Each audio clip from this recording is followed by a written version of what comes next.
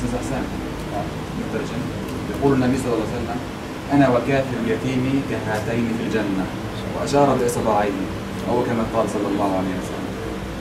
Beliau mengatakan bahwasanya pada hadis Rasulullah SAW, Rasulullah bersabda bahwasanya saya, kata Rasulullah, dengan orang yang memberikan, maksudnya menyantuni anak yatim itu seperti ini, kedua tangan ini, yang sangat dekat kelak di dalam surganya insyaallah. Jadi orang-orang yang menyayangi anak yatim, yang memberikan nafkah anak yatim, menyantuni anak yatim itu akan bersama Rasulullah kelak dalam surga insyaallah.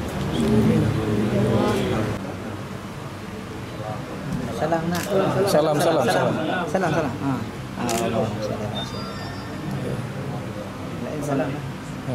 Salam nak lain. Salam semua. Salam okey. Salam nak semua dengan Syekh. Salam.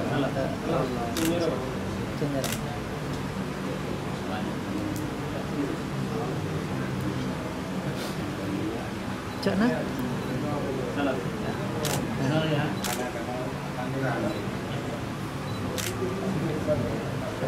Salam nak. Salam.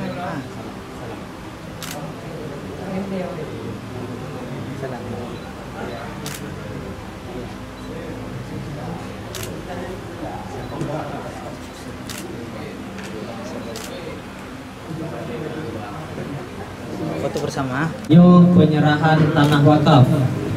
Cik Ram na tanah diserahkan ke pihak ACT untuk wakaf.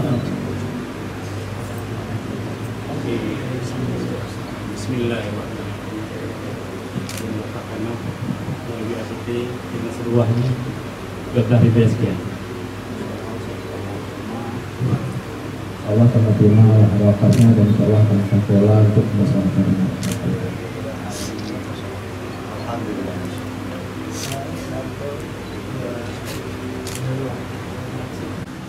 Ya Hayyu ya Qayyum, ya Allah, ya Rahman, ya Rahim, يا ذا العرش المجيد يا فعال لما تريد اللهم إنا نسألك بأسمائك الحسنى وصفاتك العلى اللهم صل وسلم وزد وبارك على سيدنا محمد اللهم حذر أسرانا ومسرانا واشف جرحانا ومرضانا وتقبل شهداءنا وأمواتنا وانصر مجاهدينا على أعدائنا اللهم أرنا الحق حقا وارزقنا اتباعه وأرنا الباطل باطلا وارزقنا اجتنابه اللهم تقبل منا صيامنا وصلاتنا ودعاءنا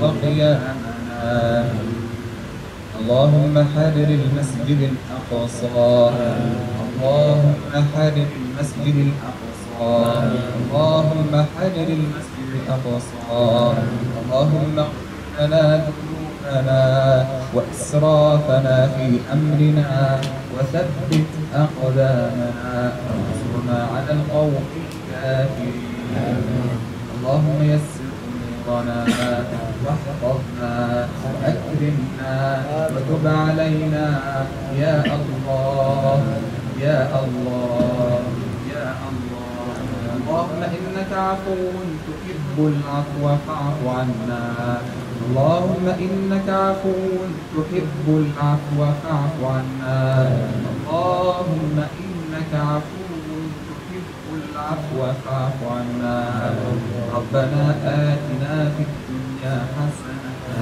وفي الآخرة حسنة وقنا عذاب النار وصل اللهم وسلم وبارك على سيدنا محمد وعلى آله وصحبه أجمعين الحمد لله رب العالمين.